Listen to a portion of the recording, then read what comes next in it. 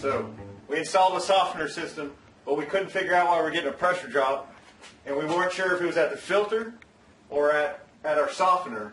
So we cut in and added gauges. Well, which gauge is for which? This is in the house, into the house from the street. And what reading do we have there? Almost 60 psi. The next one is almost 60. For what?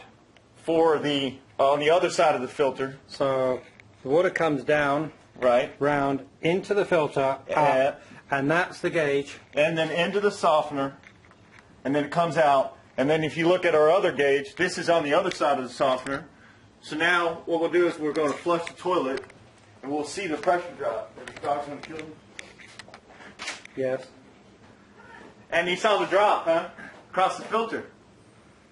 This was the one that dropped across the filter. So now we know we got almost 60 here, and then we've dropped basically to 20. So we know now that our problem is the filter. So now we can change the filter out and see what our pressure drop will be. And what we did is we actually tested it by putting a bypass in. So let's isolate that, and then we'll open our bypass. And we'll see if we get... Now we're back up to the pressure to where we're supposed to be.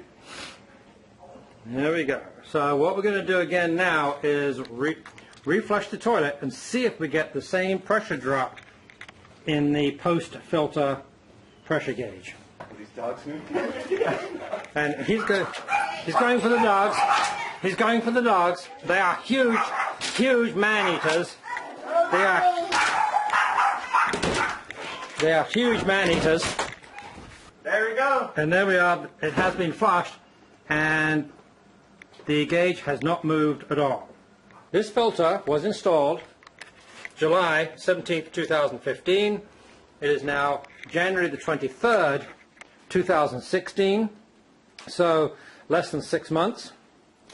And we're going to change out the filter, see how long the filter lasts, and indeed this could be a good indicator. So we turn the valves off, and this is Mr. Bob Beasley of Beasley General Contractors, who would normally turn off the water first. so we well, we're trying to do it too fast. Thanks, Martin. Well, there's no we about it, and don't forget there's a million people looking at this. Mr. Beasley. You know, it's that stage fright. All right. Okay, so we isolated there. So we put in the brand new filter in.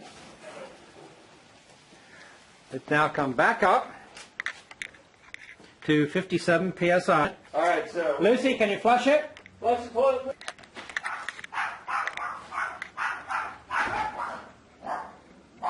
Did you do it?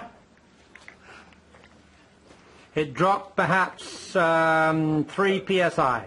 Oh, that's... It's gone down from 57 to 55.5, so maybe 2.5 psi. It's gone down. Well, with a brand new filter in, so we proved that the initial filter should be changed quickly within 6 months, or you'll get a significant drop. And now we've got these pressure gauges in, and if you need help on that, Bob, it's very telling, because I thought these whole house filters should last a whole year. Obviously, the initial one, because of the crap in the system, is unlikely to do so. So now we're going to see how long the second one lasts.